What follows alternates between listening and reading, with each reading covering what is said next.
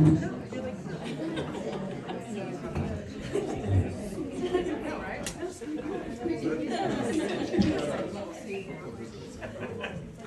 good. Actually, yeah. Really awkward. Hi, everyone. We've talked about using a mic, but then I talked in person with Chuck, and I'm like, that shouldn't be an issue, and everyone usually can hear me too, so it's fine. But if it gets weird and you can't hear, we've got them set up, and we can just turn them on, okay? So just let us know.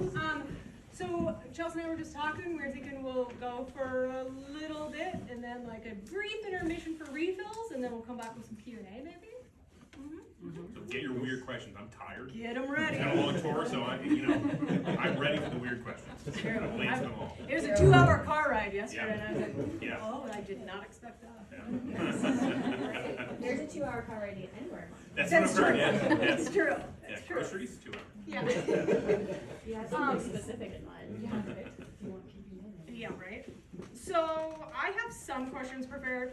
I'm going to try not to go too spoilery because I know not many of you walked up carrying Black River Orchard. Yeah, but I'm only like. I think it's on the table. Conference table. So I won't go spoilery, okay? We'll try not to go spoilery. We'll talk everything probably from Blackbirds on up for the most part. Cover and whatever. Chitty chat, but I think you all clearly know that this is Chuck Wendig. For folks who, has anyone here not read Chuck? Don't be shy. Oh, yeah. It's fine. We'll shame you You're later. still okay. Yeah. You can get away from the call now. You tell us more. Cricket has not read. Yeah. So for folks who don't know, Chuck is a New York Times and USA Today bestselling author. Obviously, been doing this for 20-ish years, like legit style. Yeah, the novel's been since 2012, but then freelance 10 years before that. So, yeah. And 28 plus books. I'm Oh, trying to kind yeah. of do the plus because I know some of them Yeah. are like in ebook form and. Yeah, I've lost count. Yeah. It's a lot. Too many. I should stop. Please don't. No, yeah. No. Please Take do a not. break. Please. You should get some sleep. Okay. Yeah, that's fair. Yeah, I don't want to like alarm too many people, but we were just letting Chuck out of the car last night to go to his place to stay, and he mentioned that there might be a writing that is post-Wayward. I just saw that small novella. Yeah, a small novella set after Wayward featuring the dog Gumball. Are you capable? I know, I am. Believe it or not. Yeah. It's going to be like under 20,000 words. Basically a chapter. It's It's a very fair question. Yeah. Oh, it's a second 1-star review shirt tonight. Thank you. They are slowly trickling in. I told so many people about this. Haven't got mine yet. I know, right? It's good. For those of you who also don't know, I kind of learned this not too long ago. Short film. Done some short films. Yeah, I had a film premiere at Sundance, and the year before that, I was a part of the Sundance Screenwriters Lab with my writing partner at the time, Lance Wilder. Yeah, and I worked on a documentary, and I had a pilot with TT for years. Like, it's been a weird journey. I like it. It's Yeah. a good journey. All right, here we go. So apples. Yeah. Apples. Kind of it felt like over and over again when people would be like, what is this book about? I'm like, Yeah. it's apple horror. And they're like, what? Yeah. I've done some events recently with now a friend of mine, Clay McLeod Chapman, great horror writer. What Kind of Mother is his newest, and whatever I've done to apples, he did to crabs in that book. So, and he said what he really liked about this book was, because like one of the current trends in nonfiction is to like take an overarching subject and sort of like the base level subject and make the book about like salt, cod, like just one. He's like, you basically did that with apples, but then turned the nonfiction book about apples into a horror novel. It's like, yeah, that's it, kind of, sort of. So yeah, apples. Historical nonfiction. Yeah, horror. historical It's a new nonfiction. genre. horror. Yeah. It's all made up, but it's also all real. So It's a sorry. new genre. Yeah. Yeah. I think that, I don't know if I can speak for some people here, but I think that I am partly attracted to your writing, probably because someone says something about myself, but you don't follow the mold for writing. Okay. in any way. We're Sure. like, whoa, that's all caps. And there's lots of swearing. I feel like you were kind of like the first person who was like, ooh, the whole book, I love this. Yeah. You know, Yeah. kind of thing. Has that helped? In terms of just the, Or how which did it part, have the the swearing, or impact? just like breaking the All mold of it, in a just kind of the different? breaking Yeah. the mold with writing. I have no idea. I mean, I guess it has, because I'm doing well. Like, I'm not hurting. Like, everything's people, Right. these people are here, and I get to write books. So it's obviously not hurting me. I mean, I guess there's maybe an argument that if I didn't do it, maybe I'd be doing better. I don't know, but I would much rather write the books that sort of vibe for me. Like, I don't want to write something that feels inauthentic to my voice or that feels odd. So, yeah. Right. I've been encouraging people to read your gentle writing advice, even Oh. if they don't want to write anything. I feel like it's very blog. It's like a lot like Chuck's blog, which, by the way, you can scan. We've got things all over the place for his terribleminds.com blog. It's awesome. It's just like Chuck in your ear every week or so. Which is probably not good. Just see it talk about it. It's a total Yeah. treat. It's Yeah. fine. But gentle writing advice is very much kind of, it feels like your blog. It feels like you just kind of word vomiting you onto Yeah. a page plus add awesome footnotes. Yeah, and then with gentle writing advice, it was in some ways me also counterbalancing things like my blog from like 10 years ago. Because like I came up in like the freelance space where, you know, it was always like, button share, right? Like 2,000 words a day, every day, who cares? You have to do it or you'll die. And like it, you know, at the time I kind of did have to do that. That was really good for me, that level of discipline and that level of commitment to the work. But both as like times got weird and I grew older, like Wanderers was a huge challenge for me to write because it changed how I wrote books. Like I used to outline, I used to write a certain number of words a day every day, and then that book became like I would write a little bit every day and a lot the next day, and I missed a deadline, and I never missed deadlines. So it was it kind of blew up everything I knew about how I wrote. So gentle writing advice was sort of this counterbalance to being like, hey, how do you write? How are you still true to yourself as a writer and still hold yourself accountable while not being cruel to yourself? How do you, like, self-care is really important, but also like how do you realize that self-care isn't always like chocolate bars, like I eat ice cream every day and then self-care, and like now I have diabetes, maybe that wasn't the best self-care. So it's like what does self-care look like, and some of that is about taking yourself seriously as a writer and sort of like, you know, giving yourself the time and the space to write. So there's a lot of like gentle hooks in there, and it's trying to run counter to some of the more aggro writing advice that became the norm maybe 10, 15 years ago. Right. Yeah, it's Especially unlike given anything I've read, Thank you. as far as like how you're Right. Yeah. Yeah. Yeah, nice. You referenced Wanderers and an outline. I just found that out not too long ago. You wrote, Yeah. who's read Wanderers? Yeah. Written without an outline. Yeah, that's true. That is true. Yeah, I don't know. Like, sorry. It was very hard. You know, when I started writing, you know, Blackbirds took me 5 years to write. Okay, and part of the reason it took me 5 years to write is like 4 of those years. Like, have you ever gone into a room in your house and you don't remember why you went into that room? That was me with that book. I would get like 75% of the way in, and I would be like, I don't know why I'm here. And it would just unspool. And so I'd be like, that's probably not good. So I did what any writer would do in that situation was I won a screenwriting contest.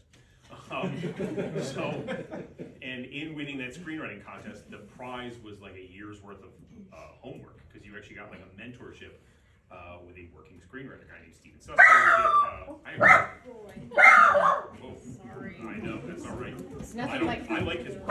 I don't think it's very What is happening right now? Yeah. Yeah, Cricket, take it away. I gotta go. You probably have better things. Outside. Oh, Okay. Too much. all right. I did what you said. Yeah, I will also. So his whole specialty was translating pre-existing material from the page to the screen. So I was like, well, you know, I met him and I'm like, I don't care about screenwriting, sorry.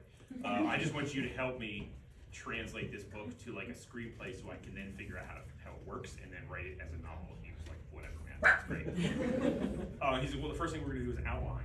And I was like, I don't do that. That's like, you Hollywood people, you have to outline. Like, as novelists, we like talk to the trees. Like, what are the clouds saying today? And that's how we write. He said, well, how's that going for you? And I was like, oh, I see what you did there. You're so right. So, you know, I did like my training montage of like biting the thumb, punching frozen beef. And I did an outline. And like where, you know, I didn't have a full novel, but like I had an ending, which I'd never had before, like written down. So I did turn it into a screenplay and then turn it back into a novel, and that was the novel that got sold. And so whenever I tell that story, a lot of people hear it, and almost like I did to a point, they heard, well, I should be outlining my books. And the real message is like when your process is not working, you need to change your process. And so with Wanderers, it was just like, I didn't pitch it on like that way. Sometimes you'll pitch it with an outline. I just pitched it on some written chapters. I took one chapter for each of the point of view characters and sort of just wrote a piece of them in the story and pitched it that way, because it was sort of a weird, non-traditional pitch process. Like I was with HarperCollins for Zeros and Invasive, and they were like, pitch us 5 novels set in that universe, but none of them can be sequels to each other. I was like, that's really hard, but okay, like a 5-book deal, I want that, so I'm gonna do that too. So I pitched 4 books, and I had Wanderers in mind, and I'm like, I don't have this 5th book figured out, but like, so I wrote Wanderers like as a short paragraph pitch, and I'm like, and it will connect, like my way that I connected it was just saying it will connect to the other books. Like I didn't explain it, I was just like, I'm sure it will. I'm sure it's gonna. Don't worry about it. So then they called me back, and they're like, so that whole thing we said about 5 books was really stupid, and we're sorry about that. We just want that one book, Wanderers. I was like, oh, okay. Well, I'm both happy you want something, but then sad that these other 4 novels that I pitched are now garbage to you. So cool. But I was like, okay. So at the time, you know, I knew they weren't paying great, and they were kind of low. They didn't do much with the books, and so I wasn't super happy with them. And I knew Del Rey had been kind of poking around my agent, and so, but we can't, you can't go to another editor until you officially turn down your current editor. So you have to say no and close a door before you can start looking for other doors. But I had a friend, Kevin, who had the editor who was the head of the Del Rey editorial.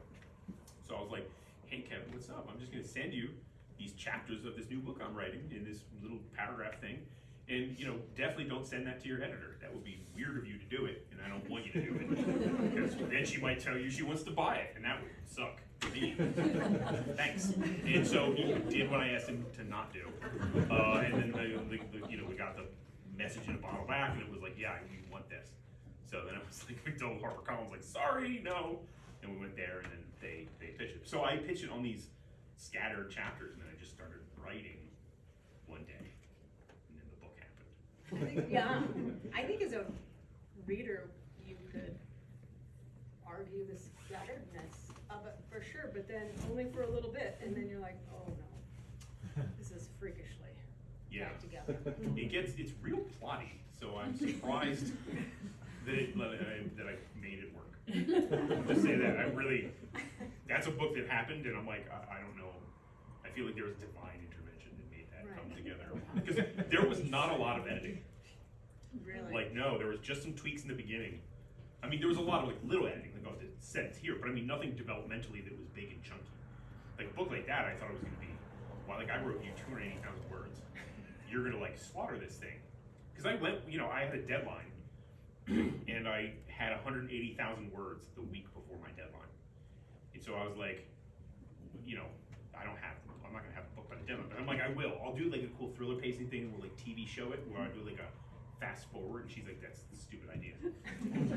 And so she just had to write, the best book you can, and let it take as long as it takes. Doesn't matter if you miss the deadline. So at that point, I knew she was obviously in peril and a hostage. But I was like, I'm not gonna look at that too closely, and I'm gonna take what she said. And so, regardless of her peril. So I did. I added another 100,000 words to the book, so we need 280,000 words, and that is what it is now, like printed. Wayward 2. Wayward 2. Whoops.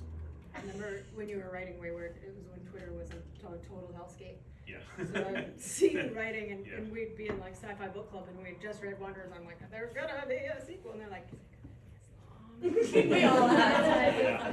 well, it looks like 280,000. It is. Yeah. Friends. Yeah, that's what people are like, well, Black River Orchard's really long. I'm like, it's 100,000 No. words shorter. For me, it's tiny.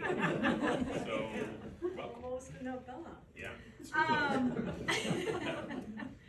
For you, and I know this is kind of it's a stretch to say this just as like a whole, but in general, what kind of comes first? Like the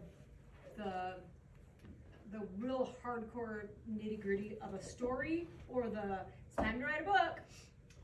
Oh, Kind of like process. the probably the hook is what always kind of comes first. And I have like a document on my phone that's just a series of hooks, and I don't generally write them down if I think of them, because my view is if an idea is good, it will persist and bother me, and if it's not good, then it will not survive idea Thunderdome inside my brain, and it will die. So, but the things that like bother me, they kind of wear at me. I'm like, oh yeah, that's something I should write that someday. So, those go in the idea folder, and then they really only happen when I'm like, you start to imagine characters that fit there. So for me, it's like hook, characters, and then everything kind of extrapolates from there. Nice. What was the hook for Black River? Well, yeah, I found, weird apples. So, like, when we went to our farmer's market where we were living, and one day an orchard popped up. And I don't mean like out of Narnia Gate, like it was like, they're not sinister, they appear. They had a table. And it was apple season. So I went one day, and they had all these bins out. And I was like, all of these apples are fake. Like, none of these are real apples. Like, I had no apples, and apples are stupid and garbage. I don't like apples. And, there's like, I said that, I joke in the book, but I mean, they all sounded like vampires and hobbits. It was like Lord Lamborn, that's a vampire. Limbertwig, that's some Tolkien shit right there. Ashmead's Colonel, Clive Barker story. So I was like, these are fake. And they're like, no, really, they're real. So I'm like, well, I'm taking one of these home each and gonna taste them. Because again, I didn't like, we were talking about this in the car, like I generally thought fruit was kind of nonsense. You go to buy it, you're like, oh, what's this blueberry taste like? Oh, a purple sack of water, that's great. Wonderful. And you get a strawberry and you're like, it's supposed to be bone white in there, right? This is so gross. Apples for me were like, if it's in a pie, then I will have it. Otherwise, no. But so I took these apples home and I ate them all. Not like immediately, just like an apple eating orgy. I mean, like one at a time, day by day. Yeah, it's kind of a book. Sorry, no, it's not a spoiler. Yeah, they eat apples. And these apples tasted like weird. They didn't taste like apples I had ever had before. There's one apple called a winter banana, and it tastes like banana. There's another apple that tastes really a lot like pineapple, and it's literally the French name for pineapple. So it's like, there's just weird, and you get like weird, some spice in there, like things that don't, like even cinnamon or ginger, like that's not added to the apple. It just tastes that way. And I was fascinated by that, and so you start to fall down on these rabbit holes of like, what is this? Why is this way? Like 7,000 apples are out there that are just American, and like you get 20 in your grocery store. So why is that? That's 20 if you're lucky in your grocery store. So and you're like, what's Johnny Appleseed's deal? And you're like, oh God, that's a whole deal. And then you're like, what about the apple? Like, I always thought apples were American because it's American as apple pie. Like apples, they're a colonizer fruit. They didn't come. They came here. They took over. And apple pie isn't even from America. It's Dutch and French. So, and it's the way it's tied to sort of prohibition and apple cider and how they killed all Johnny Appleseed's orchards and how settlers destroyed indigenous native orchards. It's like all this like rich American history all sort of bound up with this one fruit, and then of course the folklore component with Garden of Eden and Eris's Apple of Discord. And I was like, man, there's just so much here. So I went to had gotten to know the orchard that gave me these weird apples again and again. And that's when I started to do my heirloom apple review on Twitter.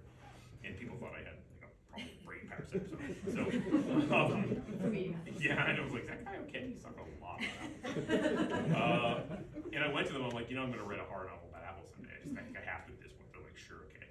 That's whatever, buddy. And then our launch event for this book, they were there. They provided the apples. Gotcha. That's really awesome. So in this case, the apples came first. The weird apples, yeah. And I was like, mostly like a dare, like I'm gonna write a horror novel about apples.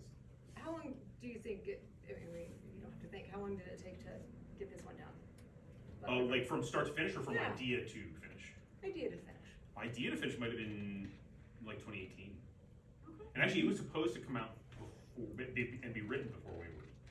But the pandemic kind of stretched some stuff out, and we were like, well, we didn't want to go too long on a Wayward or a Wanderer sequel. You didn't want it to be like so far out that people didn't even remember. Like, I'm not sure what was the case, but the worry is that you go too long and people won't want it. So we switched them on the release schedule. Oh, nice. I think that just trying to explain to people that, no, it's Apple horror, and then you also have to be like, oh, it's actually a cult novel. Is it really Cult kind novel, of really, yeah. a hard thing to, actually, that's an easier thing to sell, honestly. Yeah, small town horror is actually the way for the people who really don't, you're like, it's just small town horror.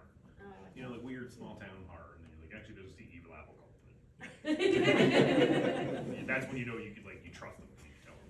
Well, you told us yesterday, either at dinner or the car, I can't remember, you mentioned Black River Orchard and vampires?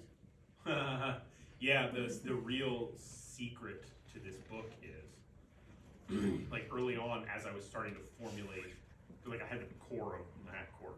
Like I want to write a horror book, but I was like, what if I write a vampire novel that features no vampires? So that was like sort of like a driving, impetus for like every chapter. I'm like, you gotta kind of remember this is a vampire novel. There's no vampires. Sounds weird, but I think maybe it's true. It is true. When Essie's one of the other staff members who read the book already, and I was like, guess what I learned last night? And she's like, oh my god, yes. Yeah. Yes, absolutely. It totally works. So when people are all reluctant, you might be like, it's secretly a vampire. Gotcha. There's one specific scene that I won't spoil for most of you, but I re-listened to it this morning and it hit that. Oh. Yeah. Yep. 100%. I made Chelsea listen to a chapter just a little bit ago. Your intro about the apple. It's just titled Apple. Oh, chapter 0, yeah. Yeah, and I was trying to like bounce off an idea with her. I was like, okay, is it just me? I know I'm a super fan dork. You all know that because I've put half of these books in your hands. I get that. But I'm like, is there something different about Chuck's ability to describe stuff? Yeah. And Chelsea kind of was like, yeah. Like, I was like, it's so like literary. She's like, it's gross. Yes, Yeah. it is also that. Yeah. I mean, literary and gross, I'll take it. Yeah. That's something for the cover of a book right there. It's literary and gross. It's literary and gross. Yeah. Quotations. Yes. Yes. Yes. Around that. There is something, and those of you who've read any of Chuck's books know that he has the ability to really describe a scene where you're like, wow, I've got it. Yeah. Sometimes really awesome, sometimes you're like, Yeah. oh, I'm so grossed out. Well, I sort of like, part of it is like influences. Like, I really like, a writer like James Joyce, like Ulysses, as hard to read as that can be sometimes, is fascinating that it's sort of like this day out of a person's life given this weird mythic scope, and like given all this mythic reference and all this like packed full of literary stuff, too much stuff, but like sometimes that indulgence is part of the literary thing. But then I also read like absolute trash horror and love all of that, so sometimes I'm just like, my brain makes them kiss. Now you make them. That's really the secret sauce. That's the secret sauce. Literally. Yep. Yeah. Yeah. We've been talking about, one of the questions I had about horror was, I think sometimes when I say, oh, there's these great horror novels, and I watch people go, Yeah. all the time. Yeah. I wonder if the horror genre has always been as grand of a spectrum that I see it as, Yes. or and publishers have just caught on. Yeah. Is that it? Yes and no. I mean, in the 90s, horror had a great surge of different voices coming in. Not just your kind of, I'm an old white guy from America and or England, and here's my, horror novel. And some of those are obviously classics, not to diminish any of that, but like really when you start to see, voices like Poppy Bright pop up in the 90s, Clive Barker obviously 80s and 90s, you start to see some just sort of different kind of threads coming in there. And then, that's Octavian Butler. You start to see some really cool stuff kind of Tanana do, and just some really cool stuff coming in there. So, but then horror kind of died. And sometimes I'm like, is it because there were other voices? Like, sometimes you're always like, it's always weird when other people get finally invited to the table, like, sorry, it's closed now. You're like, oh, that's cool, thanks for that. Like, Tables wow. not serving. The white guys they're a little upset about it, so no more horror for everyone right now. And there was a period of time where, like, the guy who was writing horror, I've kind of always written horror. Blackbird's was horror, and my first publisher that published it, they're like, well, it's urban fantasy. I'm like, but there's no urban. And it's not really fantasy. I wrote it as horror crime. And they were like, urban fantasy. High five, let's do that. So that came out, and then it mostly worked, but I did get the occasional reader be like, where are the wizards fighting on the rooftops in Seattle? I'm like, yeah, sorry, it's not in there. So then the next publisher picked that up, Simon & Schuster, and they republished the first 3 and got another 3. And they were like, so these are supernatural suspense. And I was like, cool, do you mean horror? That's one word. Maybe you can just slim that down. And they're like, no, this is like what Joe Hill writes. And I was like, do you know who Joe Hill's father is? And they're like, no. I'm like, okay. They're like, he writes supernatural suspense, wink, wink. Don't ask any more questions. So, and it was like that, like Zeros, I wrote kind of a horror novel. Basically, I kind of wrote it as a horror novel, but I'm like, I know no one's going to publish these on a horror shelf because horror shelves don't exist, so you have to call it thriller or whatever it's going to be. And so that's what it was. But then finally one day they were like, horror's not bad. I could just write a book and we just call it that. And now, Winning. yeah. But now I'm getting like word from publishers like, there's kind of too much horror. I'm like, no, there's not. Let it be. Shut it. Stop touching it. Let more people have it. So big can. I think it should be a big can. Really That's big what's tent. big can. Yeah. Yeah, really big tent. I think that I've kind of noticed that I think that horror and not so much fantasy, but probably sci-fi sometimes get this rap of being like this certain like thing. We're gonna keep it in this box, and it is this and it's that. And I'm like, couple of those categories, as well as fantasy, are some of the most diverse Absolutely. genres I think there are in fiction. Yeah. And you write characters. Sometimes it takes a little bit to find out what the quote diversity quotient are for these characters. Sometimes you're very obvious about it. Do you intentionally put diversity in, or is it just a product of your life? It's both intentional, and then because of that, I'm ensuring that it's also a product of the narrative. Like Black River Orchard, there's an othering going on with the characters at hand because of who is eating the apple and who is not. And so, to me, there was value there in seeking out that diversity and inclusion in those spaces, and not making it a one-to-one, like, these people are good and these people are not good. But just sort of like keeping it variegated in that way, and hitting on those themes a little bit. I had a question. It'll come back. You lived in 42. you lived in a haunted house growing up. I Rumor did. has it. I watched some YouTube things. Yeah, I did. Yeah. Do you think that made horror just easy for you, or? Maybe. I mean, just growing up in Pennsylvania in general is pretty weird. Like, there's a lot. Like, I lived at the base of. We were talking about this on the way out. Buckingham Mountain, which is not a mountain. It's You didn't have to. somewhat impressive hill, but not even by like England standards. Like, there are much bigger hills in England. So I'm like, settle down with the mountain thing. But that mountain alone was just chock-a-block with folklore. We had caves up there, and that's where these guys buried treasure. They didn't. It was a lie. They did bury treasure nearby, though. That part was true. There was a gravity hill where if you park your car and leave your engine running, suddenly the ghost handprints of dead children for some reason, because I guess it's spooky, push you up the hill. And then there was the church at the top, which here's the thing about the church, right?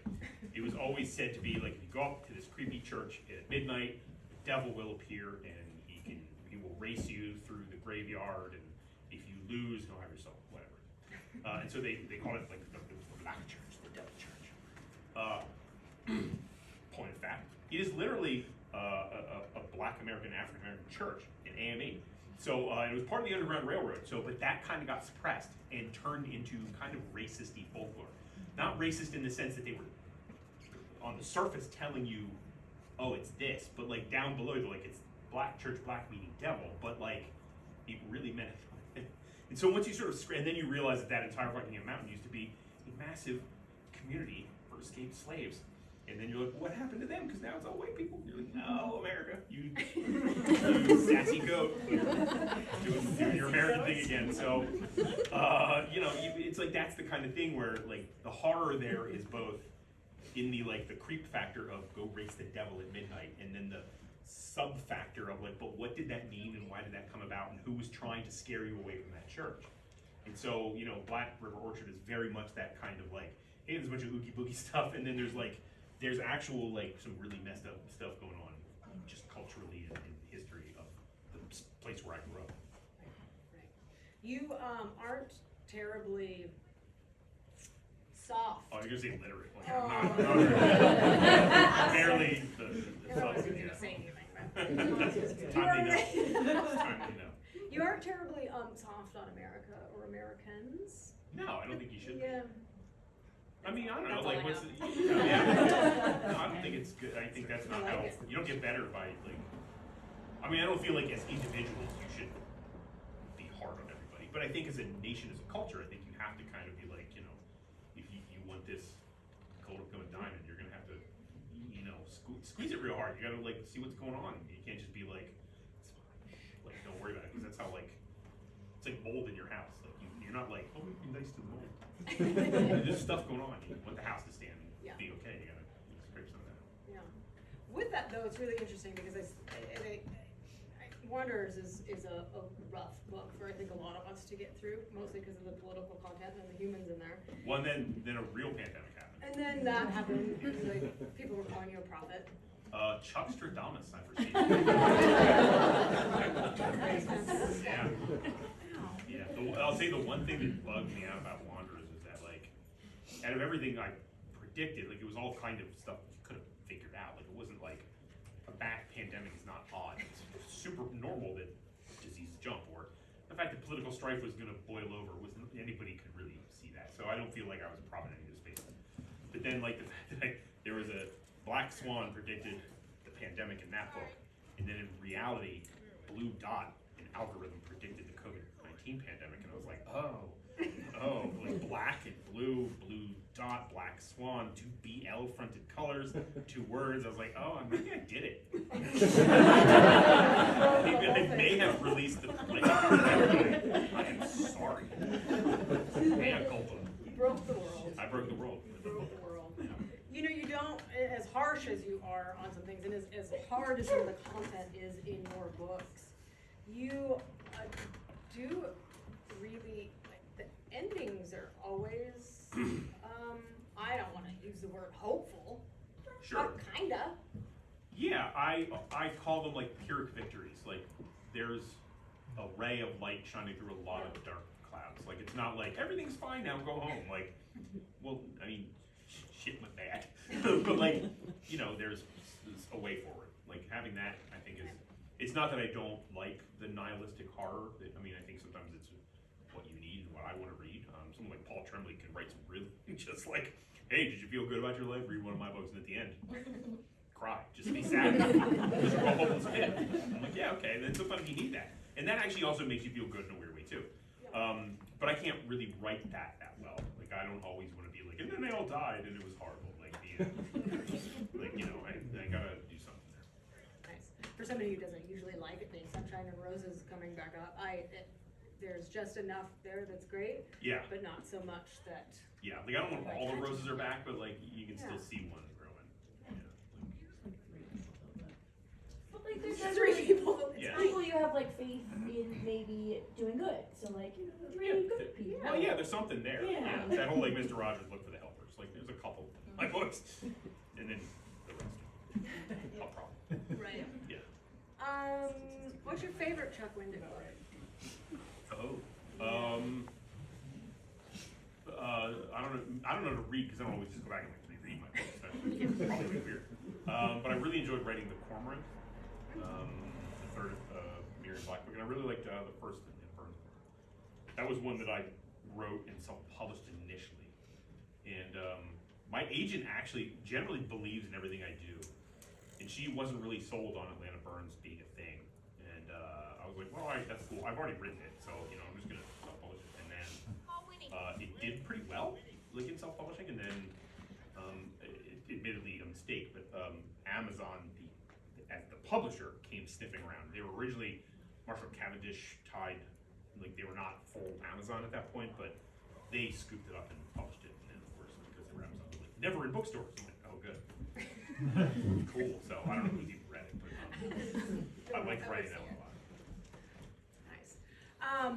I'll ask one last question and then we'll open it up. And if you guys want to like stroll over and get a beverage, please do it. What's next? Just sleeping. Okay. Just while I'm sleeping. No, I'm editing currently right now my next middle grade, which is called Monster Movies with an exclamation point. It's about a boy who is so scared of horror movies that he's asked to watch the scariest movie ever made, and his friends go watch it, and it turns out the scariest movie ever made is itself a monster. And it begins eating everyone's heads. And my editor note was like, "Are you sure about the heads?" I'm like, "Yep." She's like, "Great." So that's happening. And then the next adult is another standalone called Staircase in the Woods. In the 90s, a bunch of kids go out into the woods to get high, and they find a staircase in the woods, and the one kid goes up it, and the others don't, and he falls and disappears and never comes back. And they don't, and then the staircase disappears, and then they spend up until now worrying about where the hell he went. Ramble Roxy. Yeah. Nice. Fingers crossed. Based on the creepypasta idea of people finding staircases in the woods. So those of you who follow him on Instagram, now you understand The staircase in the woods. the weird staircase in the woods he found the other day. Yeah. Let's open it up for some questions, and don't be shy, because You can get weird with it. It's don't. all right. Yeah. You'll answer. I don't have See, I don't have a question, but I was just gonna say, when you said that you love James Joyce's Ulysses, Yeah. something about that just made sense. I was like, Oh, yes. no. Oh, no. Yeah, Yeah. I can feel that, Yeah. and Yeah. like the No, whole chapter of sounds, I can Right? feel you doing Yeah. that. But not Finnegan's Wake. I've tried. That guy lost his mind on that. Oh, that's when? Oh, well, I mean, Ulysses, you can read it. Like, there are words in sentences, and you're like, I know what that Can sentence you? means. They wrote a whole book about how to read that book. That's Finnegan's Wake. Ulysses is pretty, No, there's the Bloomsday book. It's like a book about how to read Ulysses. well, that's true. But there's a lot of, yeah. But I mean, you needed a skeleton key to read Finnegan's Wake, like a translation. It's just babble. It's babble for, Secret decoder. yeah, oh my gosh. But But yeah, that just made sense. Thank you. I I'll take appreciate it. that. Yeah, no, I Oh, I was just gonna say I saw Misery last night, so Oh, if they really are your number one fan, then you should like blink 3 times. yeah. That's, I mean, I've been hanging out with them for, No, Well, I mean, I haven't gone off the rails, Yeah. y'all, but it's pretty obvious that I'm a fan. yeah. They didn't say anything about Hasn't like being gotten a too dirty weird. bird. Can I get a tattoo of your face? Yeah, that would be, I mean, fine. She's like racist or something. Yeah, exactly. Already got one. Yeah, done. Still bleeding. I actually thought that was kind of like a funny little coincidence that we went to Misery last night and then I'm here with, Yeah. with you guys today. Perfect. Yeah. Was it good? It was so good. It was really good. You did a great job. Who else? Oh, yeah. As a teenager asking this, how was it as an adult man writing a teenage girl in this book? Oh, weird? Yeah, weird. Definitely, that was the one where I was like, oh, I'm gonna get this wrong. I don't like, so I'm like, I'm just like checking in with my son, like, is this okay? Like, is this, does it sound alright? Trying to like listen to his school, like, how are people talking right now? Are they saying on fleek? Taking notes. Are they saying on fleek? Damn it. I thought it was very good. I didn't think it didn't sound like it's just another old person trying to write. Thank you. Greatest compliment. 100% greatest compliment. Thank you. That was my goal, was just don't sound embarrassing. Don't be cringe. You can stop work on the next one, too.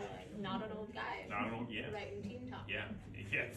I mean, I technically am an old guy writing, but that, which sounds creepy, don't talk that. Nobody talk that. Is that how you say it? Talking? That's the lingo. Yeah.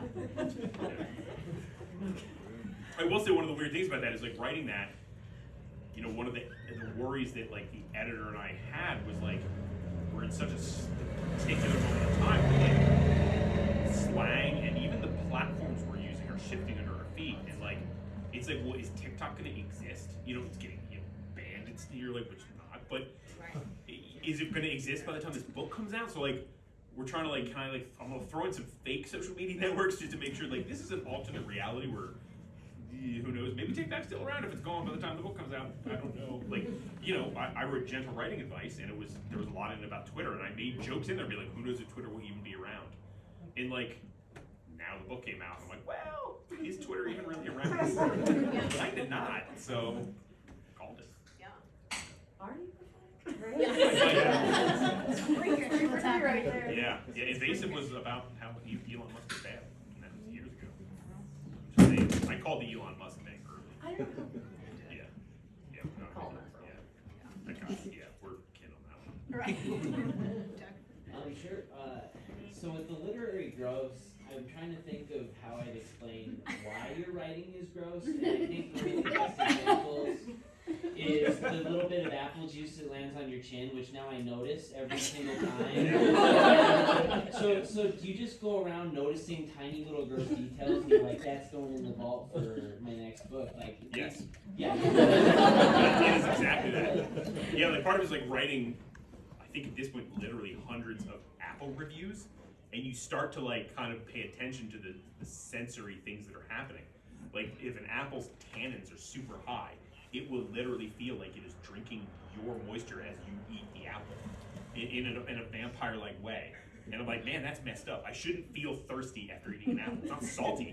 It feels like it licked all of the saliva from my mouth. Like, that apple's a horror. What is it doing to me? So those little details, I'm like, man, people don't think about that, but that's a real thing. Right. Well, I just wanted to tell you, I have plenty of Wendigisms that are like, I'm never going to be able to think of an apple the same way. Yeah, sorry. It's all right. I mean, but also, Yeah. me. No. Yeah. There's a lot of. It's not parasites. Yeah, I was gonna say I'll never that. get that out of my I would get text Oh. messages from people being like, when is he gonna stop talking about snot? Yeah. Never. No, it's gross. Snot. Yeah. Disgusting. You ever gonna write another Star Wars book? No. Yeah, I don't think they'll let me. So I think that door is shut and locked and probably welded. Yeah. For those who don't know, they fired you for They did. doing a tweet about how sucky Kavanaugh Kavanaugh was, yeah. I had long tangled with the wrong people on the Star Wars thing by including gay people in Star Wars. They were like, you can't do that. Like, well, it's got to be for a good reason. Like, it's being forced down our throats. That was, you Google like the Amazon reviews on Aftermath and look up "forced down our throats." It's alarming how many people use that phrasing in the reviews with 1 stars. I knew something was wrong when Star Wars came out, Aftermath, because like we released it midnight at not CityCon, DragonCon, and so I was at a Barnes & Noble, and it was midnight release, and I had a big group there, and I was like, oh my god, there's this book coming out, Star Wars, woo! We gave away toys, it was super rad.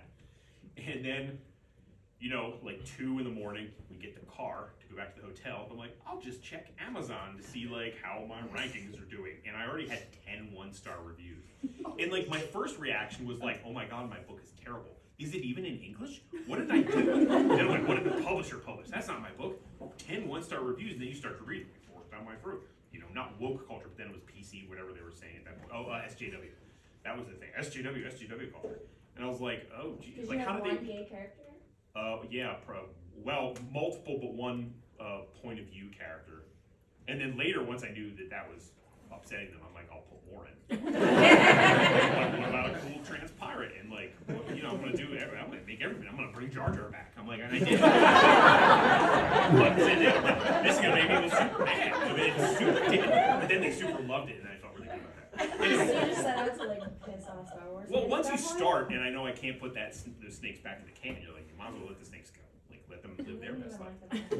What's that? They didn't like the black or Asian people in it, so No, they don't like. really don't want Yeah, to. yeah. So So they don't want to do that. no, so I like don't appease those people. So, yeah, I didn't appease them, and then it was a whole thing, and then eventually, like, my tweets about I think it was Kavanaugh, as I was being announced for Star Wars more comic books, they went viral with like Kurt Schilling and James Woods, Dinesh D'Souza, like all the right wing sphere, the Twitter, Ben Shapiro, all those people. And then I got a call a week later. It was like, hey, you don't write comics for Star Wars anymore. And they're like, just tell the world you're too busy. And I was like, well, first of all, that makes me look like a punk. Like I signed on, announced it at New York Comic Con, and I have to be like, oh, I'm just overburdened, guys. I'm such a doofus. So I went to the Washington Post and I was like, hey, guess what happened? And then that went out. And then my life kind of became hell for a while, but then it like, I think it paid off, but it was an interesting experience. But you kind of have to write a not Star Wars book that's called Forced Down My Throat. Maybe with like, maybe with like Chuck Taylor. Yeah. I know, Not Star right? Wars, Star Wars. Yeah, yeah. They don't have, Really awesome. Because force, they have trademark on Not vampire books, so, right? you know? lightsabers. They have Yeah. trademark. Yeah, it's called, do like, have a trademark Oh, I really want that. Right? I want to read that now. lazy tar. Any other? Yep. Oh, Danny, yep, and then, yep. Any murmurings or word on movies, TV shows, anything like that? Yeah, well, I mean, Wanderers is optioned with Lionsgate, so we were force majeure because of the writer's strike. We're now out of that, just literally as of 2 days ago. So they're kind of back and trying to get that some traction, and Book of Accidents is just newly optioned, though that's never really been announced, so you can all hear. Also not announced is that Blackbirds was purchased, not just optioned, so there's a Canadian company that's theoretically going to make it into a TV show, but it's always theory until I'm sitting on a couch watching my show. It's always theory. And Cricket bought the rights to Yeah. Magic Skeleton. Uh-huh. Love Yeah, that. just for pieces of kibble, but it was worth it. Yes. Yeah, I think that maybe that's it. Invasive was out for a while, but it's not currently. Nothing on Blackbird Orchard as of yet. So, but we're going out. Taylor and then Bob. Was it wildly different in the process writing for the Star Wars universe versus writing kind of your traditional horror? Yeah, in part because like, you know, I had to like really pretty firmly outline that book to some degree, but they also really didn't know anything that they wanted, which is why it was exciting at the time for me to write, because as I got toward the third book and I started to write the comics too, they started to be like, oh wait, you can't just do anything you want, like we have to manage everything, because they started to like connect everything to their universe. But like initially, you know, they had these movies coming out and they were like, oh god, we don't have any books for these movies coming out. And I had literally tweeted about wanting to write Star Wars, and so they were basically like, you're hired. Which, I mean, literally, I tweeted about it, and that is how I got hired. I mean, I had to, like, pitch for it, but that's how I got the meeting to do it. And, you know, I tweeted about it on September 4th, and the book came out 1 year later to the day on September 4th. So, I mean, that's a very tight turnaround. I initially had 3 months to write the first draft. And then they were like, good news, the book is coming out 2 months earlier, which also means your deadline is 2 months earlier. So now you have 1 month to write an entire book. And I did it, and that was that. But it was, it's just different in sort of like, you know, what you hold back on. And the pacing was still more thriller pacing, like more of what I was doing with like the Mary Black books than with something like Wanderers. So yeah, different. But I mean, at the end of the day, I was still like, I wanted to read like a me book and not just a Star Wars book. Because like, tie-in fiction can sometimes have a real sanded down kind of voice, and sometimes they want that, but like to the credit of Lucasfilm at that time and Del Rey, my editors, they didn't want that. They wanted stylistic, sort of voicier, author-driven material, in part because that also absolves them of having to be like, well, here's how we manage that. It's like, well, of course, this is the author's voice and vision coming through. So they were really great upfront about all that. We, our book group here just finished the Book of Accidents, and there's a page about midway through where the serial killer, disgusting guy, Reese, you start talking about how did this guy get to be so screwed up? And I got really interested. And then it turned out, oh, it's a demon. Oh, well, sure. But then again, when I'm reading the book, I never really, it's like there's two parallel evils. There's the demon. Yeah. And then there's Reese, and they're not real, they sort of talk to each other, but they're not the same. Do you like and I was really disappointed that you didn't answer the question, or go on with that speculation, because I mean, that's the question we all ask ourselves Sure. every day after reading the newspaper or whatever we Yeah. consume. And do you regret not jumping down that rabbit hole, or was it just impossible, or, I mean, I'm just curious. I don't regret it because it was, the burden of the rest of the book was to answer that. So with the family, with Oliver and his dad, the burden, that's where the generational trauma is answered. And the kid who's a bully, that get answered, and then the Jake character, that gets answered. So with those characters, I wanted there to be more of a, asking and trying to answer the question of like, how do these cycles,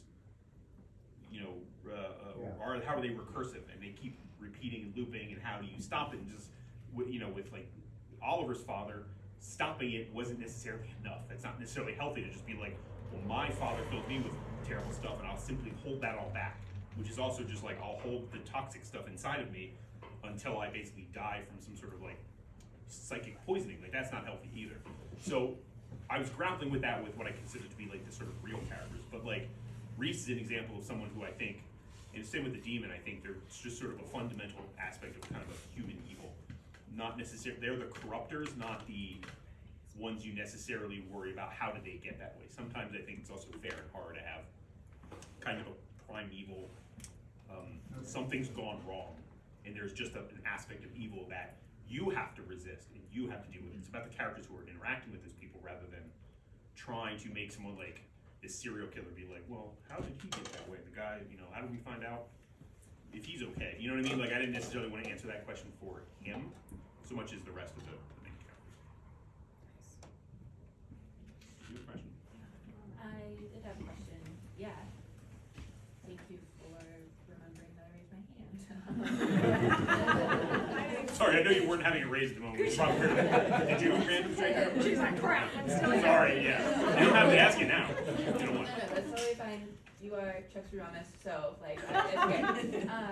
I was gonna ask, can you talk a little bit about like your writing style, and specifically in the style of horror, like how you either pull back from or lean into sensationalism? I mean, with horror, Mm-hmm. like the sensationalism of like the sort of pulp gore, lurid stuff. Mm-hmm. Oh, that's a good question. So I enjoy getting the email that asks me like, hey, like, what the fuck? Like I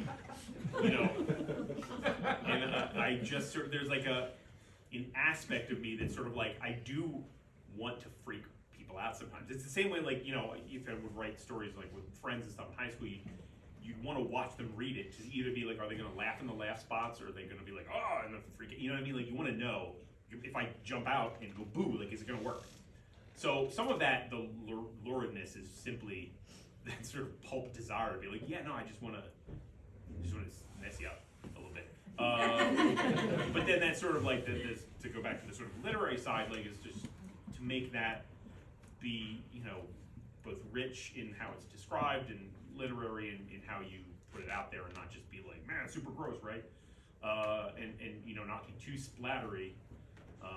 So keeping it reserved for those moments that it doesn't need to be in everybody's face all the time. I don't know if that answers your question at all, but yes. We're all just gonna send you emails now. Like what? Yeah.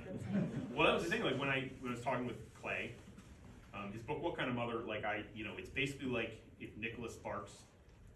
It's like a Gilmore Girls-y and Nicholas Sparks. Like, oh, it's sort of like a romance on this woman comes back to town, and there's this he's a crab fisherman who she hasn't seen in a long time. He's very handsome on a boat, and oh no, his child is missing. What's going to happen here? Are they going to fall in love again? Are they going to find the child? And then you're like, ah! And then it just becomes a nightmare.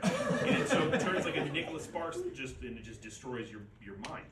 And so like that's whenever we talked, I was like, so my first question is like, what is wrong with you? Why would you do this? You know, and like I say, like it's a point of pride. Like the fact that I'm asking you is like, to me, like yeah, like it's a high five to be like, why? Why are you like this? Who did this to you, and why did you do it to us? Good job. Is there an author you'd like to collaborate with in the future? I mean, outside of the authors I've kind of already collaborated with, you know, like I would continue to collaborate with either Brad and Christopher or especially Delilah Dawson and Kevin Hearn. And Delilah especially, I feel like we vibe really well on a certain sort of level of like the kind of weird horror stuff we write. Her novella Bloom is fantastic, and I cannot recommend enough. I think you have 2 copies downstairs. So you all have to fight for them. I'll get more. Yeah.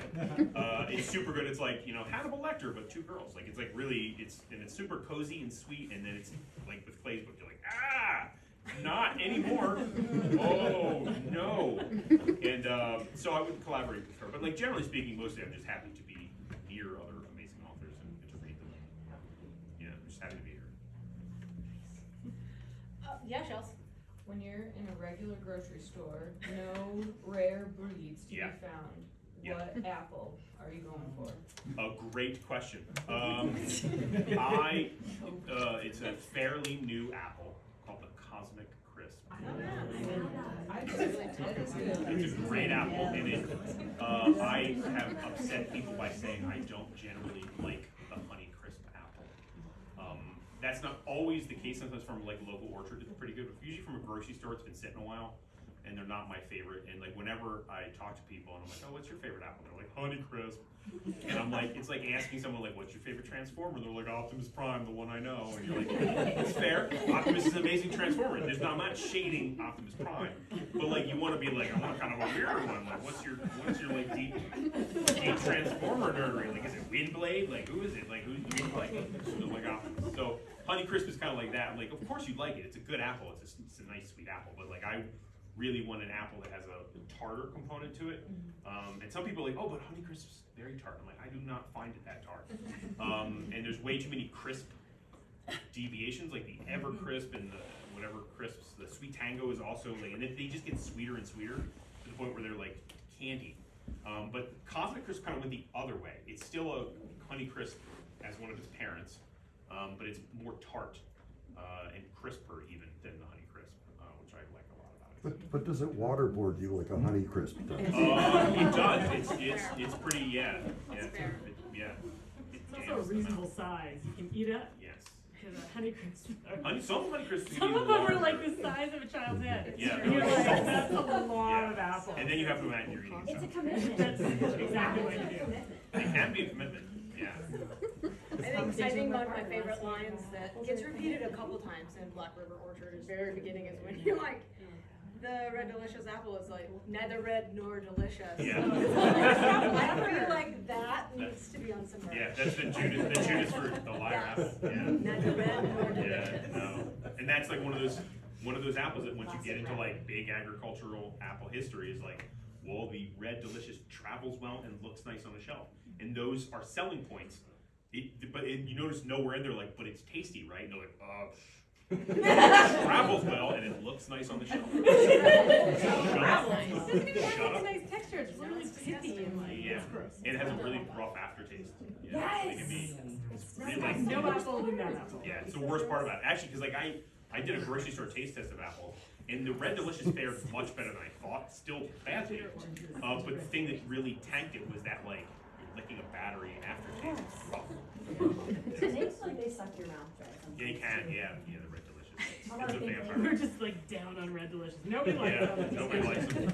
Yeah, I'm sure there's a good one somewhere, but Probably not. Yeah, there's a couple of little Easter eggs in this book that link Ha! it with Book of Accidents. I'm waiting. There I are. hope And you say it. Wanderers. And I, you know, are those just like a little wink to people like us in this room, or are these books like really part of the same universe in your mind? Because that universe is terrifying. Patricia, super fan. Yeah. So, if you go back and reread Book of Accidents, you will find that there is a reference to Black River Orchard in that book when I wrote it. Oh my gosh. I was planning it that early. I'm like, and I committed to the Ruby Slipper apple at that point. And it's not spoiling it. It's when the dad goes somewhere else for a while. Yeah. Okay. It's in that spot of the book. So if you want to find it, it's in there. But yeah, no. To me, Book of Accidents is the linchpin book that explains the horrible universe I've created. Yeah. So yeah, because like in this one, it has like some Wanderers references, but like it's not how it was in Wanderers. So it's clearly different.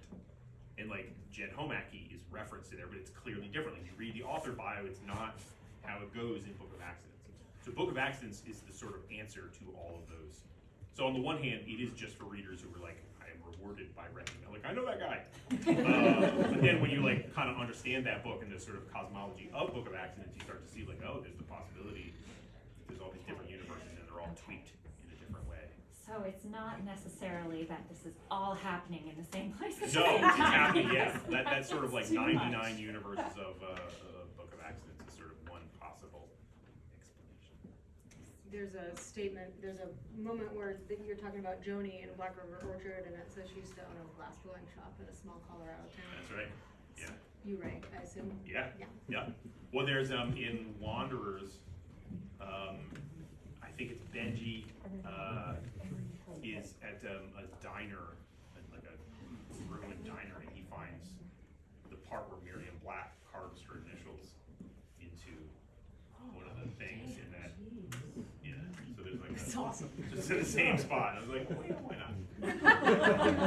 What's really stupid though is when you do option one of these books for like film, you have to specify those cutouts. Because they're like, if someone accidentally makes like the finger, like I put Jed Homaki in this book, and you're like, what? Oh, but he's actually in Book of Accidents like more. And they're like, wait, now he's this for this, and you're like, yeah, but he's being, oh, sorry, like I need to. So I really need to remember that I'm doing it, so like contractually, they don't stumble. Well, for time purposes, I think we'll kind of wrap it up so that I know a lot of you want to get your book signed. We have a lot over there, so you can grab some. I want to, for those of you who have put up with me for a year or whatever, you know this has been a really long time coming. From just a total joke on Twitter about come to Montana someday. Yeah, and I started packing my bags. Yeah. To Chuck actually sitting here, it's kind of a surreal, really awesome thing, and I appreciate you all climbing on board and coming along for the ride. Yeah, thank you so much. Thank you, Chuck, for coming out here and taking time. Helena's really on this real on the way. Yeah, you go ahead and just back to Denver. Yes. Yeah. I'm like, but it's so close. Can't I just be like, nope? But you can, but it'll take you 3 extra flights. Yeah, that's exactly it. And they all go through Denver anyway. I'd like to go to Dallas for a while. Yeah. Exactly. How far south can I go to go north? Yeah. Really fun. Yeah. So in the meantime, make sure if you jump on Chuck's blog because it's awesome, terribleminds.com. We do have, you can a little scanner code for you techie nerds. Chuck is going to be signing over here. But thank you all for coming out. This was awesome. There are 60 seats on this floor, and this is the largest event we've ever had up here. So thank you.